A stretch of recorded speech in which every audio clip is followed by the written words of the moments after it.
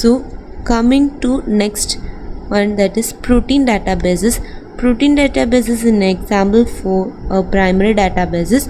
It contains information about the protein sequence, structure, its 3D image, and all other informations related to the protein. And the most important protein databases are Swissprot, UniProt, and PDP.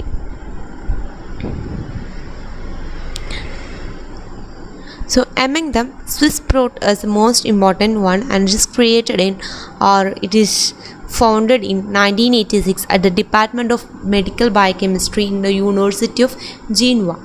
So this Swissprot, it contains a high quality manually annotated protein sequence databases, and it is developed and maintained, and this is developed and maintained further by the Swiss Institution of Bioinformatics and European Bioinformatics Institution.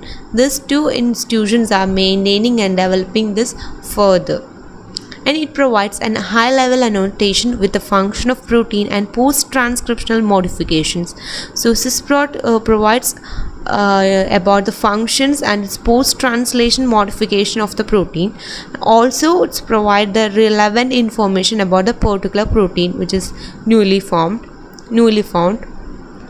and they classify the data into two main classes, that is core data and annotation.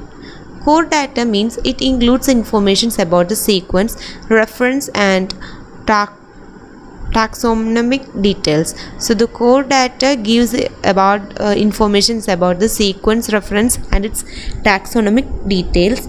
And this annotation, it includes information about the sequence variations and functions, domains, secondary and quaternary structures, and post-translation modification. All these informations are provided by annotations, or it is classified under the annotations.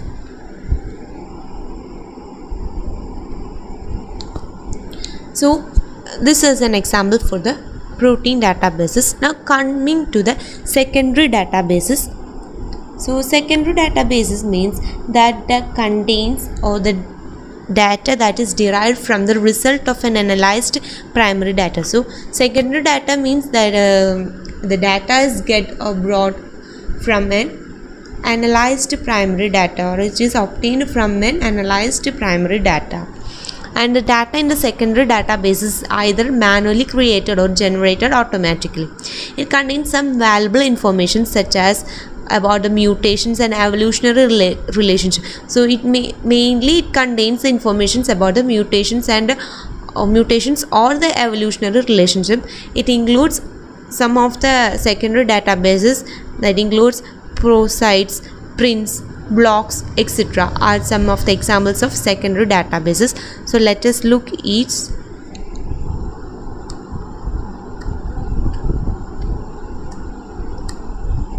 First one is Prosite. So Prosite is a protein databases. Pro stands for pro gets from the protein. So Prosite means it is a protein databases, and it is secondary protein databases. It consists of entries describing the protein families, domains, and functional site, as well as the amino acid patterns and profiles in them.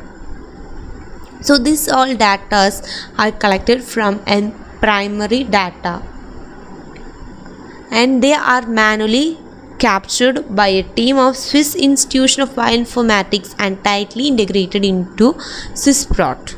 So Swissprot is in primary databases. So this Prosite get informations, or they are tightly integrated with this Swissprot. And currently it contains patterns and profiles specific for more than 1,000 protein families and domains. So it contains more than 1,000 protein families and domains, informations about more than 1,000 protein families and domains. And to access the Prosite or to visit its website, we are using URL www.prosite.html. This is the URL for visiting its homepage. Then next example is prints. So it is another collection of protein fingerprints from oval composed of sequence. It composed of sequence. And this database offers a diagnostic resource for a newly determined sequence. So this print helps to diagnose the resource for newly determined sequence, or it helps for determining. We can use this as a tool for determining newly identified sequence. And fingerprints, and we already said that print is a collection of protein fingerprints. So fingerprints means protein fingerprints means they are the group of conserved motifs within the sequence alignments whose conserved nature allow them to be used as a signature of the family membership. So it is considered a protein fingerprints, and the collection of this protein fingerprints is in the prints. That's all. Thank you.